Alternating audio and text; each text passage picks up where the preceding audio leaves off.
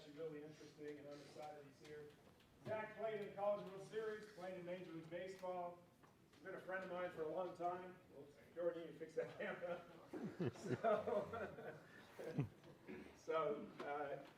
And he does a great job with this, and I'm excited. Today's the start of it. We'll be communicating throughout the summer. You guys got a workbook, all that stuff to work through some of those things. Some of you guys may think it's garbage and you don't need it. That's okay. He's here to help the people who want it. He's here to help people to see it and stuff like that, and we'll roll with this throughout the summer. But I will tell you, when we started doing some of these things and talk about these things, I ref college basketball, and a lot of these things resonate to me when I'm in the moment and I'm on the field, and everything I do leading up to reffing my game, all the nonsense I deal with throughout the game, all the pressures I face after the game. You know what I mean? We got everything on camera, 16 camera angles. You know what I mean? And coaches just want to pin a missed travel call in the first 10 minutes of the game because they lost by 7 somehow, right? And that's the world I live in. And I will say this, when he gave his very first presentation, I was like, holy shit, man, I need this for my own thing. And this stuff can translate to success, not only baseball success, but life success and things like that.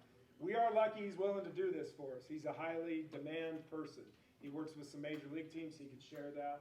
You know, guys are paid, Major League Baseball teams are paying him to come talk to you, just like we're getting him to come talk to you.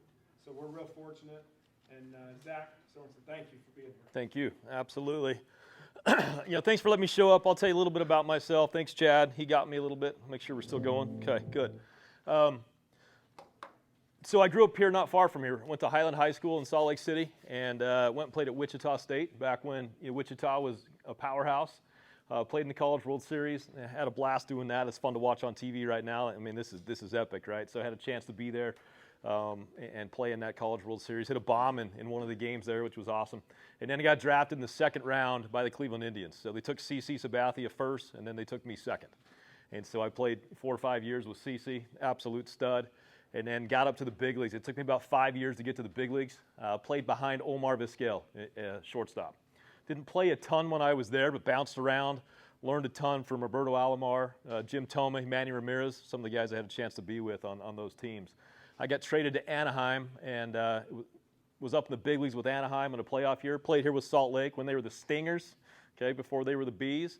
And then got to the big leagues with Anaheim, and it was a playoff year. We beat the Yankees in the playoffs, and then ended up getting beat by the White Sox, and they won it all that year. And then played a couple more years after that. So I played 10 years of professional baseball. When I got done, I knew I was going to get back into the game, but went home, lived down in St. George, knew I was going to get back in the game, and I tried to figure out in what capacity. And I'll be honest, like, I love talking. In fact, I was sitting next to Mark Shapiro, who was my general manager. He now is the president of the Toronto Blue Jays. And he said to me, what are you going to do? He's like, and I said, he goes, you want to manage? And I'm like, I'd love to. He goes, you want to be like a hitting coach? I'm like, man, I love it. Defense? Absolutely. I love playing the middle. And he said, listen to yourself talk, and then you're going to figure out where your passion is. Okay? And so I went and did a camp, came and helped out with something here, and man, it was like, man, I'm going to be a hitting coach. I love talking hitting. Like I said, defense was what I was all about. And I kept going through this. And then we had a little segment on the mental game. And I was like, wait a second. That's what I needed. That's the difference. I didn't get that as a player. You know, we had sports psychologists on staff as we got up through professional baseball. And they helped a little bit, but I needed more. Okay? And so I went back, got my master's in sports psychology. And just as soon as I got my master's, even before I got it, the team started calling because there's only a couple guys that played in the big leagues and have a master's in psychology that are doing it. So immediately I jumped on with the Texas Rangers, was there for a year, didn't quite align with my views on what players need. Okay, they were teaching the psychology, but I feel like we're a little bit different animal. Okay, guys that have to play this game every single day, deal with the failure you deal with every single day. It was a little bit different. And so I stepped away from those guys, and then 2 years later, the Atlanta Braves called and said, how much time can you give us?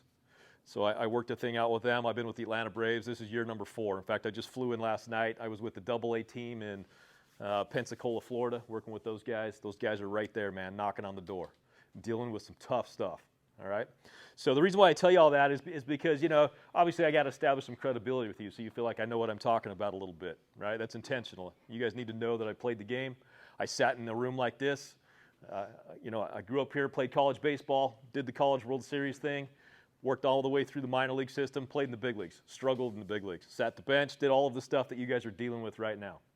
And even for the pitchers that are here, because I'm a position player guy, I sat in on every pitchers meeting for 10 years of professional baseball because I told them I wanted to be the best defensive player I could be, which is true, but I also want to learn how to hit because your job's to get me out, right? So I sat in on those meetings as well, spent a ton of time with my pitchers.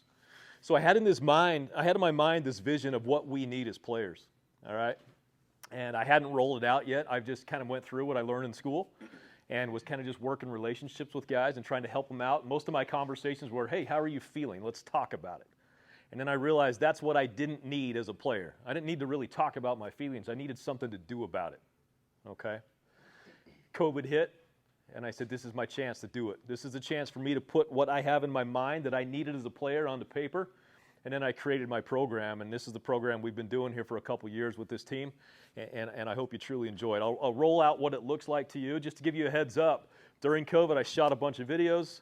I created a workbook. I do need to update the workbook. Just to give you a heads up, as you go through this, some of the videos you're going to get aren't going to align perfectly because I've updated it. Just hang with it, right? It's all good, but just stick with it and go from there. And during COVID, I got shut down. I was working with the minor league guys with the Braves, and I'm like, hey, let me help these guys. And they said, hey, just leave them alone right now. We have no idea how long this thing's going to take. My phone rings midsummer because they started the big league club, and they called me about a player in the big leagues. And they said, hey, we got a guy. We need some help. We've tried everything with this guy. I said, okay, tell me about him. It's like Kyle Wright, first-round draft pick out of Vandy, right? Out of Vanderbilt. Paid him a ton of money. At the time, it might have been the highest bonus out there. He's got major league stuff. And I'm like, awesome. What's going on? What's the problem? He's 0-7 in the big leagues. He's got no confidence. I'm like, well, why not? You said he's got electric stuff. Like, I don't know if you guys have seen him pitch at all. He's unbelievable. Nasty, 94-mile-an-hour sinker, two-seamer. He's got a filthy breaking ball, and he's got a great changeup. He's got what it takes to be a superstar. 0-7 in the big leagues, right? And I said, well, what have you tried with him? Like, well, he's a big-time routine guy. We're actually going to stop his routines, you know. And so I started diving into, well, what's it looking like? Well, inning 1 and inning 2, he dominates. He struggles in 3, falls apart in 4. Okay.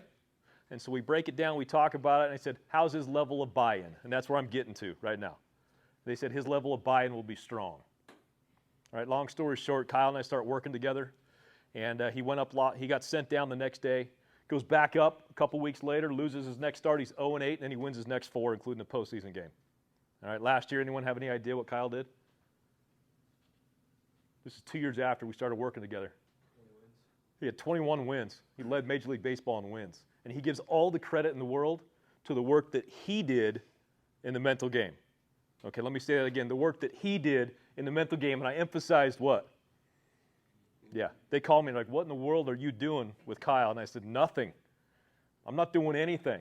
Like, I've worked with a ton of the Marshall teams, and it's the same program that we do with the Marshalls as I do with Kyle Wright. It's not what I'm doing, it's what he did. It's what you guys are going to get out of it, okay? Level of buy-in. There's 4 levels of buy-in. All right? That's not for me. And that's fine. Like Chad said, that's fine. It's not for me. Second level, I can see how it might work for somebody. Okay, 3rd level of buy-in, I'll give it a try. And then the 4th level of buy-in, I can't believe I did it any other way. All right, Kyle got to that level and he got there quick. And I'll show you a little bit about what he was able to do, just a little bit. And I'll talk about Kyle a lot because he was the first guy that I did, ran through the program. Right now, Jared Schuster, he pitched for the Braves yesterday. He debuted this year, went out and got his butt kicked in his first 2 starts, like dominated, right? 4 runs in the first inning, Major League debut. Second start. 4 or 5 runs in inning 1, all right? He's now got, I think, 4 wins in the big leagues. He works his tail off at the mental game. The higher up you get in this game, the more important the mental game is. And I'll talk about it just a little bit as we get there, so I probably need to get going on what we're doing here. So at the end of the day today, I'm going to leave some time. Here's what I want you to think about, okay? The question I want you to think about is, how do I get there? Okay, how do I get there? And I can answer that as far as a player is concerned. I can answer as far as the mental game. So think about the questions you have about how do I get there, because that's what's cool about this program right here. Like what Chad's doing, what everyone here is completely committed to do for you is to teach you how to be a professional. You can tell it's a little bit different than where you came from, right? We're taking it to a whole new level. And our only goal, our only focus is for you to be given every opportunity you can to grow and develop to where you're ready for what's coming your way. Because I got guys in AA that are asking the same question you're asking right now. Am I good enough to make it? All right, and I'll hit you on that. We'll talk about that. The mental game. You guys have seen this before, right? And you probably know what I'm going to talk about when I say this right here. This shows up at my doorstep every single day. Every single day. Has anyone seen the hidden symbol inside this? Okay?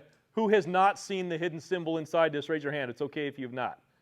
You've never seen a hidden symbol inside there. Cool. Look at it closely, okay? And there's a hidden symbol inside this logo that you've seen every day of your life. All right? What do you got? Anyone know? There's an arrow in between the E and the X. See the E and the X? Okay, you've never seen that before, have you? Now here's what's cool about it. Now that you've seen it, remember the first time you saw it? You've never not seen it. Every single time you look at this logo, that's all you see. That's my goal for you in the mental game. Okay, you're never going to look at things the same way again. You're never going to look at failure the same way again. You're never going to look at confidence the same way again. Because we're going to give you an understanding that I hope is going to help you to get to that step. There's one more, Tostitos. My kids are like, oh, what about the Tostitos logo, Dad? I'm like, what are you talking about? Anyone know what the hidden logo is inside this one? What do you got? It's the two people sharing the chip over dip. Yeah, there's two people dipping some chips in some salsa, right? I had never seen this. Now that I saw it for my kids, I've never not seen it, all right? Again, the goal is that after you learn about the mental game, we'll take it to a whole new level. What's our goal? To provide our players with strategies to live in the present moment, allowing them to make quality decisions and be able to compete one pitch at a time. The higher up you get in this game, the more things are going to interfere with your ability to compete one pitch at a time because there's distractions, all right? There are distractions all over the place, and most of the distractions are in your mind, someone telling yourself, you aren't good enough to do this. It's going to hit you. It's going to hit you. And it hits every single player that I've had a chance to work with. Every single one. So you may not need it now. I'll be honest, when I was sitting in this chair, I didn't need it. High school baseball, and I'm not saying this to be arrogant, high school baseball was easy for me. All right? College baseball, I went to Wichita State. My junior year, I hit .424 with 17 bombs and 96 RBIs. All right? Got it done, right? Got some money. They paid me because I got it done. I got to pro ball, and in year 2, I was like, I feel like I've never played this game in my life. I am getting exposed every single night. Okay? So what is it? Is it physical? Everybody at those levels can do it. They all can make it. They all can play in the big leagues. It becomes a battle of who can manage their minds because they're doing it every single night. Every single night. All right? We're going to train it so you can trust it, and we're going to trust it with a competitive, that's all we're getting to. My whole goal for you is that when you get in that box, you compete. When you get on that mound, you compete. All right? You're going to get focused on things that's important to the organization. Right now, I got guys that all they're thinking about is velo. What's interesting is every single one of them throws at least 95. And I'm like, they're just trying to get one more, right? And I'm like, are you competing? They're like, well, I'm just trying to get one more. And I'm like, are you competing? Right? We got to get to the point to where we compete, and that's what our focus is, and that's what our plan is. All right? I want to show you this right here.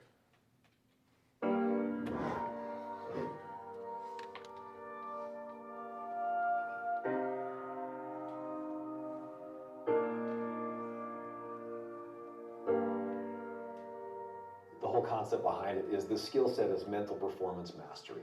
In order to have a skill set of mental performance mastery, you have to master a certain set of skills.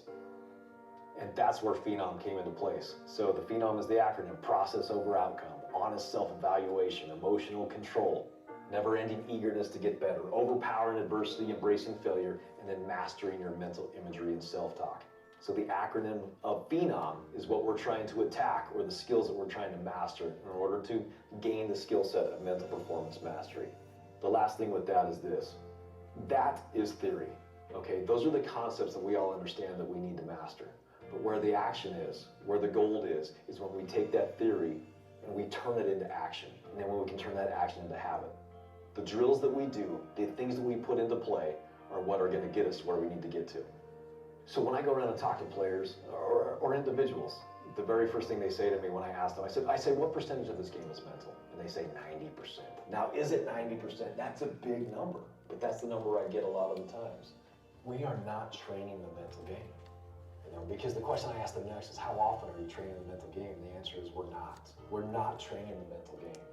And so when I went back and I got my master's in sports psychology, I wanted to be able to give individuals strategies that they can use on the field, on the court, so that they can give themselves an advantage over everybody else they're competing with. And not just an advantage over other people, but they can get out of their own way so that they can be the best version of themselves.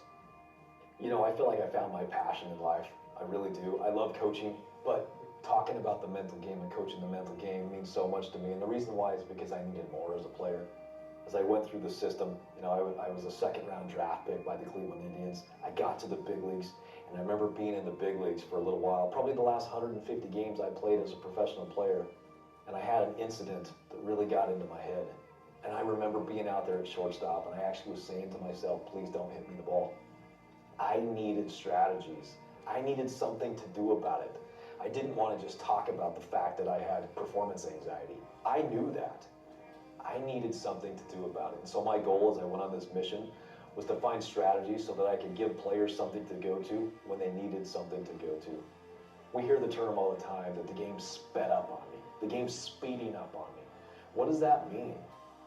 What it means is that we are in our heads, we are in our minds. Our thinking, most of it negative, is getting in the way of us being our very best. And so I want to be able to give everybody these strategies to slow the game down, to get out of their own way, so that they can get back to what we love to do, which is just competing. I think the thing I love most about this process is, to start out, I don't care where everybody's at. I don't care where anybody's at. Whether I'm dealing with a player that has been struggling for years, or I have someone who's in the major leagues, what I'd love to see is progress. I'm a firm believer that we are a work in progress. And I'm going to take that a little further. I want everybody to work in progress, to get a little bit better every single day. I think as a coach, as a parent, as a dad, no matter what it is, that's all I can ask of my players, of my kids, is that they get a little bit better every single day. And I love to see when we can implement a process so that they can see themselves get a little bit better every single day, so that they can see growth and are happy with the direction that they're going because of a process we put in place. You don't come to a mental performance coach because you are weak. You go to a mental performance coach because you want to build strategies to help you develop this advantage we can give you. The mental game's 90% of the game. Why are we not training it? You see, there's 4 levels of buy-in when it comes to the mental game. The first level is, it's not for me. And I still have players that say, hey, this isn't for me. The next level is, I can see how it might work for somebody else. And I understand that. It might work for so-and-so, but it's just not for me. The next level is an individual that says, I'll give it a try. And then the final level of buy-in is someone that says, I cannot believe I've done it any other way. When we get players to that level of I can't believe I've done it any other way, when we shift their perspective and it frees them up to enjoy the game again, that's where this gets fun. When they get out of their way, they enjoy the game again, and they get back to just being able to compete. That's when it really hits home to me, and I feel like I'm making a difference.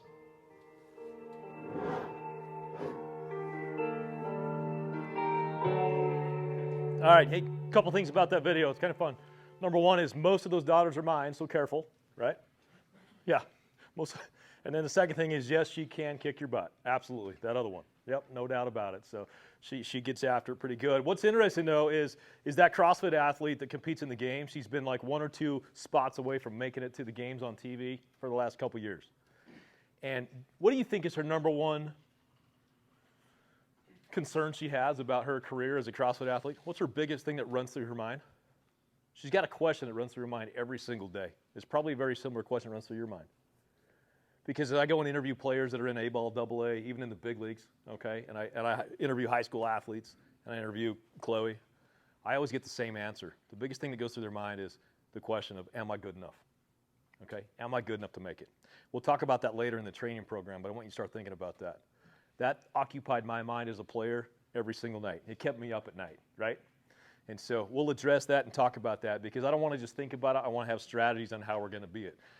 2 biggest psychological shifts that we need to make. We got to go from compare to compete. You guys are already comparing yourself to everybody else in this room, right? The higher up you get, you're going to compare yourself. I have stories and stories and stories about when I was comparing myself to other guys and other guys were comparing themselves to me. I had good buddies of mine that quit being my buddies because I got a couple knocks in big league spring training games, and they're like, oh, you're my competitor now, right? We got to get out of the compete mode out of compare mode and into compete mode. And then the next thing we're going to talk about a lot is non-controllable and controllable. So as you get into your workbooks, and I teach you what we're going to go here, all right, one of the very first things we'll talk about is this whole control what you can't control. I take it very serious. It's very, very important, all right? This was kind of interesting right here. How does the mental game change? And this is a presentation I had with the big league club and even our minor league guys. How does it change from level to level? As you grow and mature, you add to the mental toolbox. When you're younger, you can out-physical everybody. Raise your hand. Everybody raise your hand. Can you out-physical everybody that you play? Yeah, thanks for raising your hand. Yes, you can. You guys are that good. You're the best of the best. You can out-physical everybody you play against. And you might even be able to do that at the next level. But what happens is it gets to a point where we run out. All right, Touki Toussaint pitched yesterday for the Cleveland Indians. Awesome to see him back up in the big leagues. Unbelievable athlete, unbelievable skill. He met the talent ability that matched his, and he fell apart for a little bit. All right, and then you got to go look in the mirror. Everybody hits that point except a few guys where they cannot out-physical everybody that they're at. All right, so the separator becomes how you control your mind and your emotions.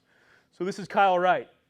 This is Kyle after he had just won his first major league start, maybe his second major league start in 2020. All right, just kind of hear what he has to say here. What's been more important, going that, just your pitch selection, gaining confidence, a mixture of everything? But what do you attribute the success these past two starts to? Yeah, I mean, definitely a mixture of everything. You know, like I said, the moving on the mound's helped, but I think for me it's just kind of been more mentally than anything. Getting back to good routines. You know, I've been working with our mental performance coach, Zach Sorensen, a lot. Just kind of get back into good routines and good things that I guess I used to do, just kind of got away from. So for me, that's just kind of allowing the confidence to come from my preparation and then just go out there and compete. I think that's awesome. We'll keep him off for a sec. Our confidence comes from our what? And that allows you to go out and do what? So I think if you're going to hold on to anything from what we do this summer, remember that. Confidence comes from your preparation, and that allows you to go out and compete. All right, just an idea prior to Kyle to start working on the mental game and then after, okay, previous 13 innings, 11 earned runs, 17 hits, 10 walks, and 9 strikeouts. He started working the mental game. His last 12 innings, 1 earned run, 2 hits, 1 walk, and 10 punchies. Okay, complete flip in everything that he did. Did he change anything else? Not necessarily. I mean, he fine-tuned some stuff, right? But he just started crushing the mental game. This gentleman here, Kyle Muller's his name. He was the opening day starter for Oakland this year. It's been a tough year for Oakland, but he got the opening day starter role. This guy is Dallas, Texas. Obviously, he's a beast, right? Left-handed pitcher, throws about 96, 97. When he goes arm side and misses to a left-handed hitter, he aborts completely his fastball because he's got fear that he's going to hit him, and just goes to the breaking ball. Unbelievable breaking ball, but that's what we started out with. And he had limited to no confidence whatsoever. All right, we spent a ton of time together. He debuted last year. For me, not having That's Glavin. a lot, that's one of the things that I've been very impressed with. You seem to be as comfortable as you can be out there right now. I love the fact you get the ball, give me the ball, let's go, let's make another pitch. So has that mound presence been something that you've developed, you've worked on, or does it have a lot to do with where you are right now in your confidence, or all of the above? I'd say all of the above. I've definitely been working on it though, because I came into pro ball as a pitcher, as a thrower, and I had that kind of give me the ball mentality, just keep throwing it, and then the innings got tough, I would just try and throw fastballs as hard as I could.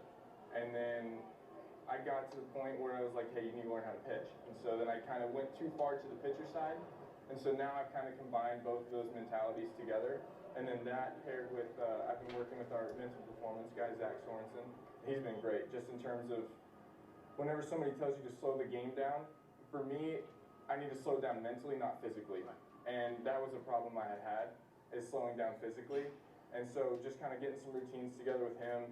And then, you know, it's easy to have some negative self-talk out there, you know, but like understanding that you're there for a reason, you deserve to be there, and just kind of obviously believing in yourself, that comes with, you know, I mean, that gives you all the confidence in the world. So all that stuff paired together, I think that's what's happening out on the mound. So you mentioned... And as we go through these next couple weeks together, ask me questions about, okay, what did Kyle Muller do? Like what got him to where he needed to get to, okay? Those are huge for me to be able to talk about this type of stuff right here. This was in the postseason. I believe this was this past year, or maybe even the year before. This was last season. Well, Joe, Kyle Wright told me that his most important start of the season was his first one, when he pitched 6 shutout innings against the Reds.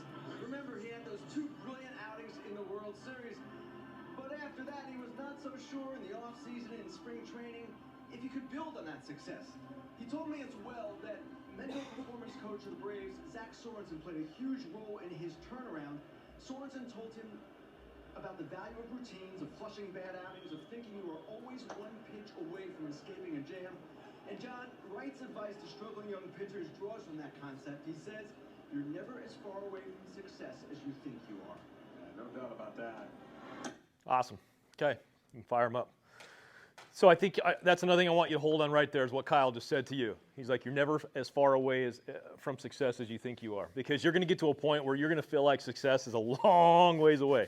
Okay, so there you go. I tried to create some credibility. These guys are doing it. They're working the mental game. This is very, very important to them. All right, it's making a big deal in their careers. And, you know, you're going to see Kyle. He's on the IL right now with some shoulder instability stuff, but you're going to see him come back, and these guys are going to make a run at another World Series. And my fault, I should have brought the World Series ring from a couple years ago. I'll bring it sometime before the summer's over, all right, so you guys can see it. But let me tell you something that's pretty cool. And last thing I'll talk about with Kyle today, I believe, is this, after he debuted and he lost his first 8, he won his next 4, he faced the Dodgers in the playoffs. And he goes out there and got absolutely crushed against the Dodgers. 2/3 of an inning, gave up 6 runs. Just devastating, right? And they were 1 game away from going to the World Series, and he goes out and gets crushed. They get the momentum, and the Braves get beat. Dodgers go to the World Series. Can you imagine how you're feeling right now as Kyle? Now you get the whole offseason to think about it. When he came back in the next year, he wasn't quite as sharp as he was at the end of the year. He tried to just play off what happened. We didn't have a chance to break it down. We tried, but it just didn't work yet. And he started out the year struggling, and he spent almost the whole year in AAA. All right, so think about that. You're up to the big leagues the whole previous year. The next year, you're in AAA the whole time. He continued to work and to work and to work because he knew that this was going to be the difference maker. All right. He goes up, makes a couple spot starts, struggled a little bit, 4.5 ERA, 4 or 5 runs against the Cubs, hit 4 guys, in one game. I think it's a record, kind of cool, right? And then it goes back down the next day. We get to the postseason, we get a couple guys that go on the injured list, and we make it through the first couple rounds, and then we're going to the World Series, and guess who gets put on the roster? So they call me and they say, is Kyle ready to go? I'm like, Kyle's ready to go. He's ready to go. Game 2, all right, he calls me in the morning. He goes, I'm coming out of the bullpen. I'm a starter. I'm coming out of the bullpen. So we talk about the mindset of what that's going to be like. All right, what are you going to do different? There's only 2 differences between the starter and reliever.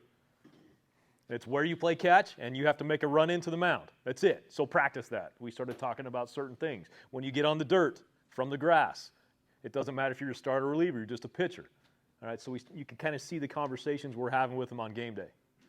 He goes out there in the second inning. The second game of a game that's a little bit out of hand, and he punches out the side in the World Series. Game 4, they give a spot start to one of our bullpen guys, and I'm actually talking to one of the TV guys before the game, and I'm like, who's going to back up our gentleman that's starting the game? And I said, is it going to be Wright? And he's like, man, he's really struggling. I'm like, Wright's ready to go. Kyle comes in with bases loaded, 1 out, facing the Astros. He's got Correa up to bat, blows him up with the 2-seam for a ground ball, punches out the next guy. He ends up throwing 5 more innings. All right, one of the huge reasons why the Braves won the World Series was because of that outing. And this comes from someone who got beat up mentally the whole year and even into the game against the Dodgers. All right, I'm making a big deal about this because I want to stress the higher up you get in this game, the more important the mental game is. Do you guys need it right now? I already told you, you might not. But why would you not take advantage of this right now before it gets to be too late or before it gets to where you have to train it because you're swimming, all right? What we're trying to do is give you an advantage because as you get up there, there's going to be a lot of guys as good as you, a lot of them. And so it just becomes about who has the advantage, whatever that advantage might be. And so if you can start mastering some of these special things, these unique things we'll talk about in a sec, all right, you're going to have that advantage. So real quick, baseball cards, okay? Any baseball card collectors in here? Anybody? I know that's old school, okay? So this might not be as effective as it used to be. Back when I was coming up, we used to collect baseball cards.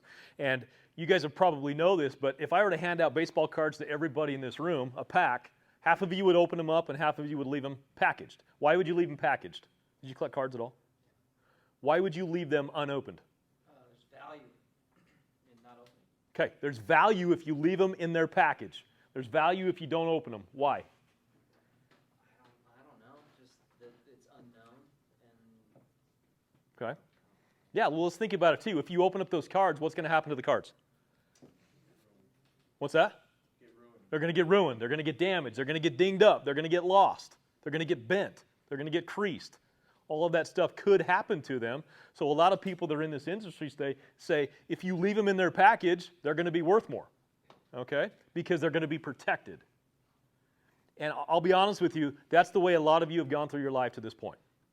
Because I'm a dad, right? Like I said, 3 of those girls were mine, and I've got a son as well, right? And I do everything and anything I can to protect them, just like your parents have for you, so that you don't get dinged up, damaged, lost, and creased and all of the above, okay? Yeah, I'm talking about your J's, right? You can't crease your J's. I've heard about all that stuff. But here's the deal. So here's what's going on here, and I don't know if we can see this right here. A 1993 pack of Upper Deck box set of cards. A box set of cards means there's, how many cards are in a box set? I don't know. 150 cards? Something like that in a box set. Well, this one right here says there's 840 cards. You could buy that for like $60, and if you still have that back from those days, it's probably worth $2,000 because they're unopened, because they're not damaged, because they're safe. Okay? So half of the people in this room would leave the package on them to keep them safe because they want to take home that $2,000. What's the problem with that? What would the benefit be in opening them up? Some of the cards are worth more if you open them up. So if you open up your set of cards and you got this guy, his rookie card is in that box set of cards, it's sold by itself for $99,100 for that one card. So why do I make a big deal about this? My challenge to you right now is to find a way to allow yourself to be opened up, because you never know what you're going to have inside you. What does that mean? You got to have a positive relationship with failure. You've got to push yourself to struggle. You've got to push yourself to failure. And when you fail, I'm going to teach you how you're going to have that relationship. That when you fail, that becomes good for you because you learn from it. It's not a bad thing to fail. Is it a bad thing to fail? You probably would have said yes. We're going to get you to a point to where it's a positive thing. And that's one of the things I wanted to highlight, okay? We want you to be able to look at yourself and figure out what's inside of you.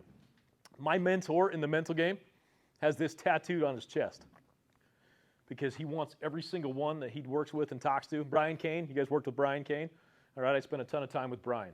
This is what he wants all of you guys to do, all right, is be able to open yourself up and look on the inside. How are we doing on time? We're going to pass that and just take a peek at this. I've done this with a lot of the teams I go work out with or go spend time with. We do the balloon thing, and I won't do it with you guys, but just to give you an idea what it is, I have 2 people up here in front. One's going to blow the perfect balloon, perfect size, one that you can repeat every single time, all right? And they come up here and they blow the perfect balloon. I say, you can repeat that? Absolutely. And I bring somebody else up here and I say, I want you to max this thing out to where it's going to explode. And they get up here and everyone's sitting out here is kind of like doing this stuff and waiting for it to pop and scared, a little bit nervous. And eventually we get it to be like this big and it pops. And then I go back to the first guy and I'm like, hey, perfect balloon, can you do it? And he's like, yep. He blows it. It's boring, right? Boring. Next guy all of a sudden now has more confidence in what he was doing. He knows how big he can get this thing before it's going to blow. And then he gets just a little bit nervous, but none of you out here are worried about it because we've already been through it. No big deal. But the whole idea is, who would you rather see? Who would you rather watch? Second guy, right? We want you to push yourself to the limit so we can find out if you are good enough to play at top, if you're good enough to get that big contract, all right? Next thing is this. I spoke to the team this year in spring training about this right here. This is not a talent game. This is not a talent game. And bless you. Here's what I mean by that. The reason why this is not a talent game is because every single one of you have it. You've got the talent. All right? Is it a talent game? Well, of course it's a talent game. You have to be talented to play this game. But when you get to professional baseball, everybody has it. So it's not about how talented you are. But all we do is focus on how talented we are, how hard we throw, okay? You know, the bat speed, which creates the exit velo and the launch and all this stuff that everyone's talking about in the professional game right now. It's not a talent game. And here's what's cool about that. Once we start diving into control what you can't control, this is going to make more sense. The person I think about right now is Tom Brady. You guys have seen that video of Tom Brady when he was at the Combine? Yeah. Tell me about it. He just was kind of like, he looked like he was like the worst guy, you know, like couldn't run fast, couldn't throw the ball very hard. Yeah. But now he's the GOAT. He looked like he should have gone and applied for a job at, I don't know, UPS, right? Like he was the slowest guy out there. He was wearing shorts that weren't where they needed to be, right? He just looked goofy. He didn't have it. Was he the most talented guy at the Combine? No, but it's not a talent game. And he realized that. So what did he do? He went and hired a nutritionist. He went and hired a mental performance coach. He went and hired a strength coach. And he says, I'm going to master everything else that I can master, everything that's within my control, and then we'll just see what happens. Where everybody else was just worried about their talent, right? Focusing on their talent. He's like, I'm going to dominate everything else. The amount of work I put into my training, my preparation is going to be unmatched. And he became, right? Most people say the GOAT. There you go. So start thinking about that. Like, how's your recovery? Huge deal. What does it look like? All right? How's your mental game? Have you done any work in the mental game yet? If not, awesome. Hopefully this summer we'll get you going in that. All right? What does your strength training look like? My guys in professional baseball, this is all they do every single day. Every day. This is it every single day. This is what they're focused on. All right. Next one is confidence. Who can answer this question for me? Where does confidence come from?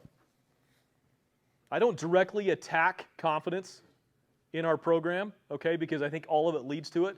So at any time, if you want to talk about confidence when I'm here, hit me up, or when we're Zooming, okay? What do you got? Preparation? Good. Preparation? Success? Absolutely. Thank you for saying that, because that's what I usually get, success. Does confidence? Go ahead. Self-talk? Yeah, no doubt. Absolutely. Who you are. Are you talking about on the field or off? Off? Okay, good. I love that. It's all good stuff. Most people believe that confidence comes from success. Does it? Yes or no? Absolutely. Absolutely. What happens if you don't get success? You're not confident. See how quick your answer was to me? So let me ask you this. If you're Kyle Wright and you're 0-7 in the big leagues, are you going to have any confidence at all? No. And that's exactly what Kyle told me when I went to him and asked him that question. And I'm like, so let me ask you another question. You're going to face the New York Mets on Saturday, and you just told me you have zero confidence. Do you have any chance to beat the Mets with no confidence, yes or no? No. Do you see the conflict right here? There's a problem we have now. Because you're going to face the Mets, and you got zero confidence, you have no chance of beating the Mets. So how are we going to do that? What we have to understand is we're going to do confidence instead of wait for it. Because all the time you guys are waiting for confidence. Like, are you guys good enough to play ball with the Marshalls this summer? I don't know. We haven't played enough games yet, right? I don't know. Are you confident right now? I'm not sure. I didn't get any hits yesterday. And so what happens is confidence is like a light switch. You either have it or you don't. And you're constantly turning it on and off, right? We got to change that whole perspective of that. At very least, it's a dimmer switch that's always on. Sometimes it's going to be less. But what we're going to realize is confidence is something we can do. Have anybody heard confidence is something you do, not something you get? Have you heard that before? Different concept, right? And so we're going to teach you how to do confidence so that you have it. That's what happened to Kyle. We attacked his confidence. He was 0-8 in the big leagues, and his post-game interview was like, I can't wait to get back up there on the mound because I'm ready to go. How do you have enough confidence after you got sent down to the minor leagues all year to go to the World Series against the Astros, all right, against a team who just crushes everybody, and go out there and go 5? It's because he had a whole different perspective on where confidence comes from, okay? So we're going to spend a lot of time talking about that. One thing you have to do is you have to redefine success. Anybody know who this is? Basketball player? Sorry, basketball coach? What do you got? John Wooden. Okay, tons of great stuff from John Wooden. I'm playing with the Anaheim Angels. I guess we were the Los Angeles Angels of Anaheim. And I'm sitting in the clubhouse one day. I turn around and I see this guy, and I'm like, wait a second, that guy just reeks of wisdom. I need to go shake his hand.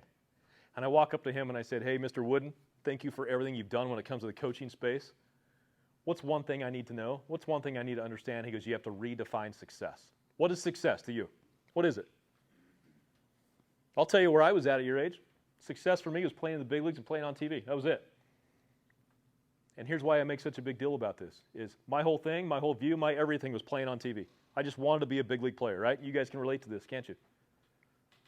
I had a baseball field painted on my ceiling. So when I laid down at night, that's all I saw. Like, it was a big deal to me to play in the big leagues. That was it. So I did never consider myself successful until I got to the big leagues. Guess what happened when I got to the big leagues?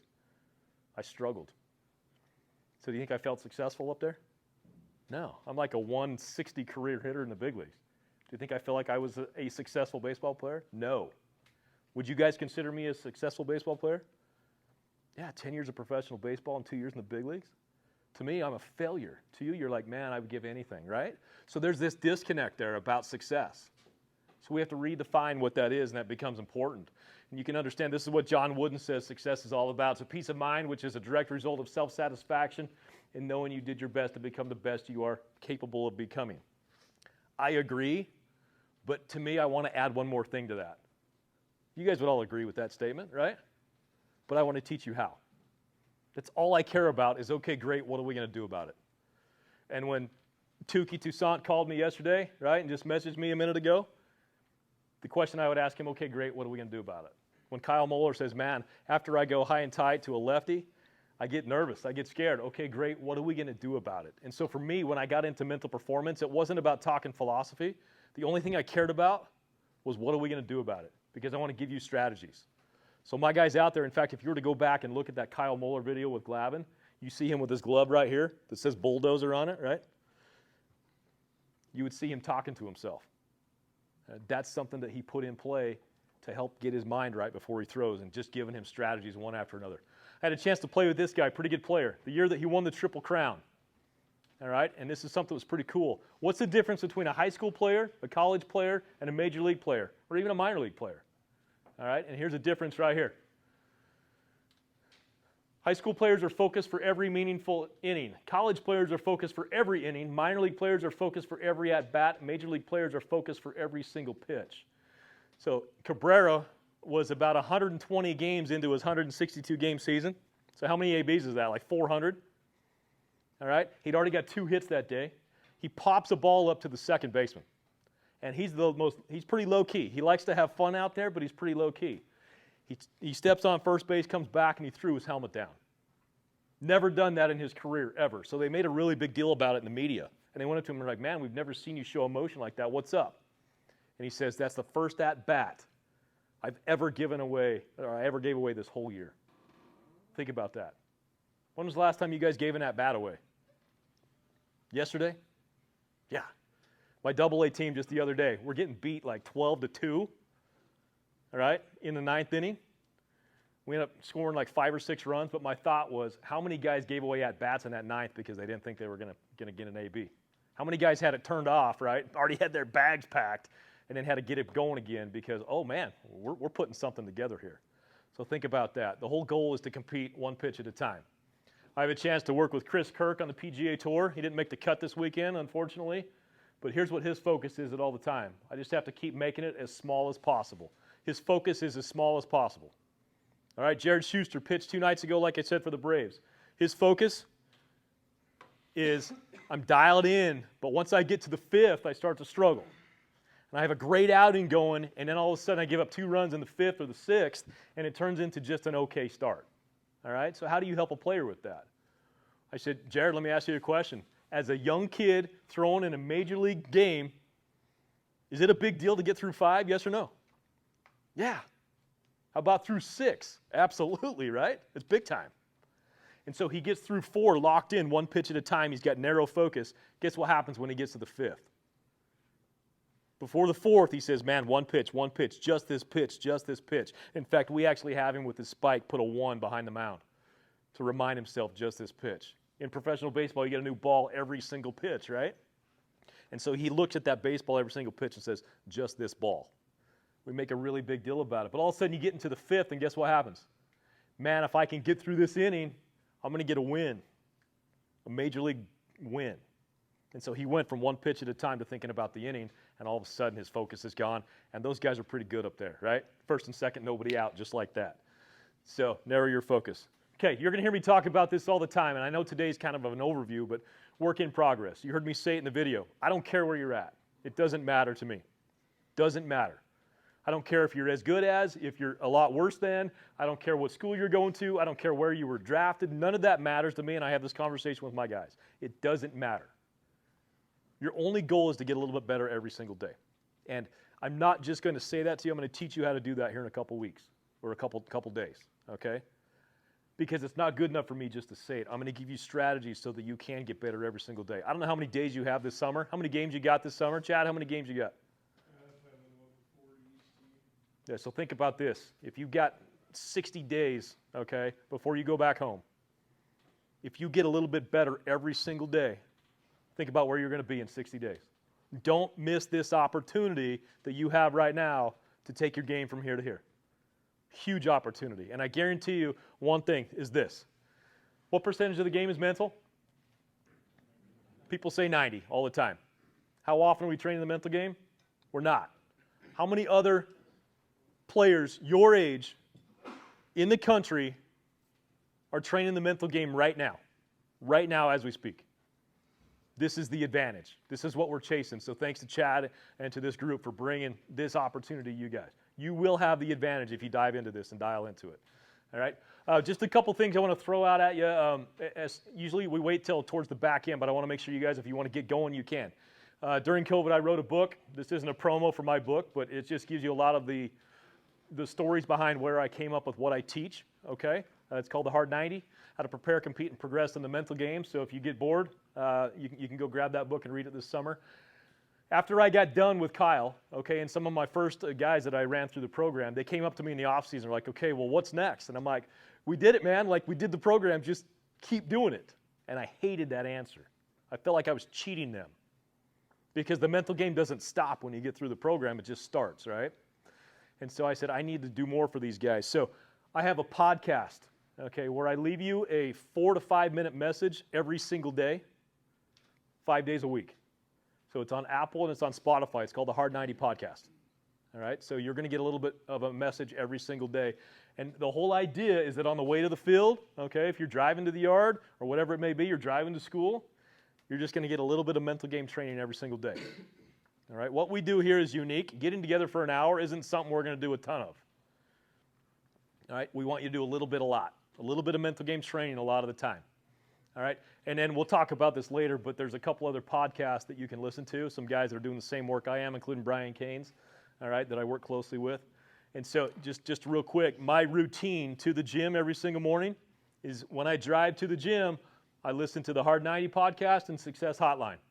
I go crush a workout on the way home. I've got Increase Your Impact. So Justin Sua is with the Tampa Rays, and then Brian Caines. So by the time it's 7 o'clock a.m., I've crushed the mental game already.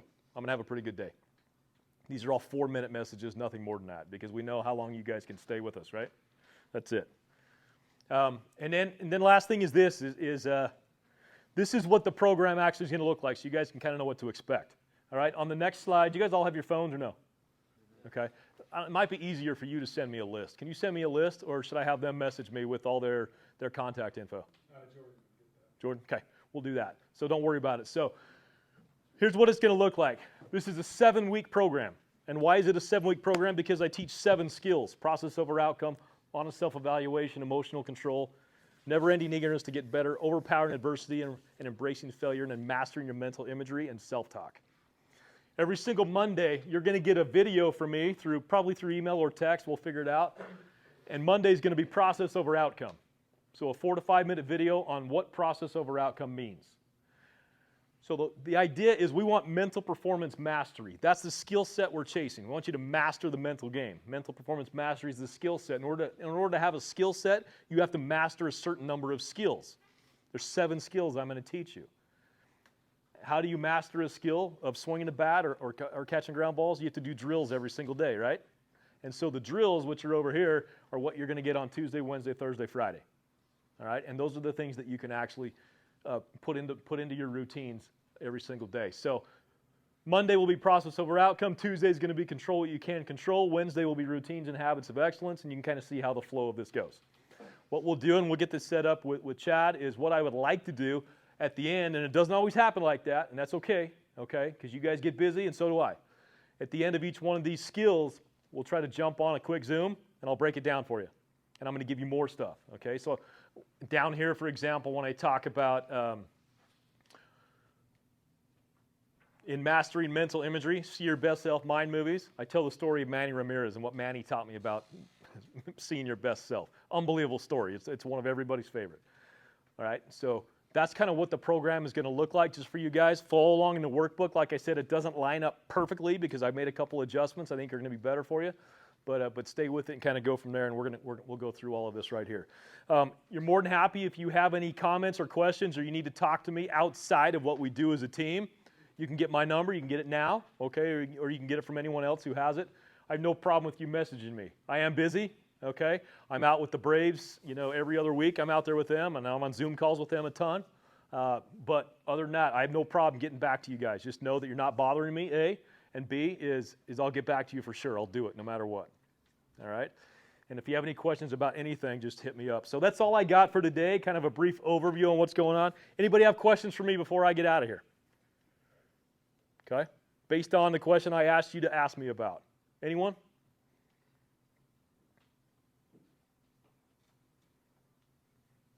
you have any questions? Chad, do you have any questions? No. Sponge over here. All in. I'm taking it all in. It's funny, I would say this a little bit just an observation. Like kind of looking through the crowd and stuff like that. Like some guys are like dead ass into it. Some guys are like, oh, get this thing over with. Like, you know what I mean? So, that type of thing, I can sense that and feel that. You know what I mean? And that's okay. Yeah, like totally. I said, I'm on this whole thing. I had a couple guys text me today and ask if this thing was mandatory or optional. I go, everything we do is optional. Your bats are optional too, by the way. Go ahead. But we want the people who want to participate to do it. We don't want the people to hog up his time who are just going to do it half-assed, if that makes sense. All right? And again, I think just to back that up, that's exactly the same way we do with the Braves. There's nothing I do with the Braves that's mandatory. Not one thing. I'm here for them, and I'm here for you guys. Like, the only thing I care about with this is that I have a chance to serve you, pass on some information I learned along the way, to try to be able to get you out of your own way so you can go do your thing. That's it. That's all I care about. I'm not with the big league team every time, and in every other organization, the mental performance coaches just ride with the big league team everywhere they go. Is that cool? To be in the big league dugout all the time? Yeah, but that's not what's best for me in my perspective. I spend more time hanging out with the guys in AAA that just got sent down because they need me more. Right now, I'm on the phone with the guys up top. Kevin Pillar called me yesterday. Tukey just messaged me, like I said a minute ago. Schuster pitched 2 nights ago, and we do calls every Saturday to break it down. That happens all the time, but where am I needed the most? Right? I'm needed the most in other areas, and so that's where I'm at, because all I care about is that you guys get a chance to get up top. That's all. That's the only thing that matters to me. I struggled, man. I struggled a lot. I struggled in my mind. I think I mentioned the last 150 games, I was out there saying, don't hit me the ball. Do you know how many errors I made in the last 150 games I've played in professional baseball? 8. I wasn't struggling on the field, but in my mind, I was like, don't hit me the ball. All right? And I was like, I don't want anybody else to go through this, and I know you are. And I don't want anyone else to have to go through it. That's why I'm so committed to trying to find out anything to help you guys with what it is. If you guys stump me with something, awesome.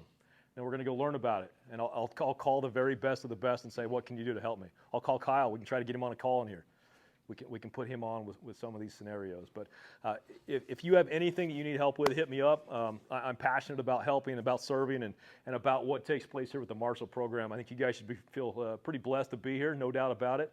And I love what you guys do here, Chad, to try to give these guys every possible scenario to give them what it takes to succeed at that next level, all right? Because this is run professionally so that you can become a professional player and give you the ideas of what that takes. So that's all I got. Go ahead.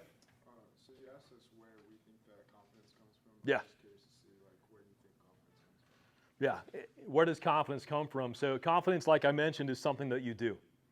Okay, confidence is something you do, you're going to make happen. And so what we are actually going to do, I'll talk a lot about in this next week. What's his name? Starting pitcher for the Brewers. Cy Young guy 2 years ago? Corbin Burns. Okay. Do you guys know Corbin Burns' story? In 18 or 19, he debuted with the Brewers, went up there and did well.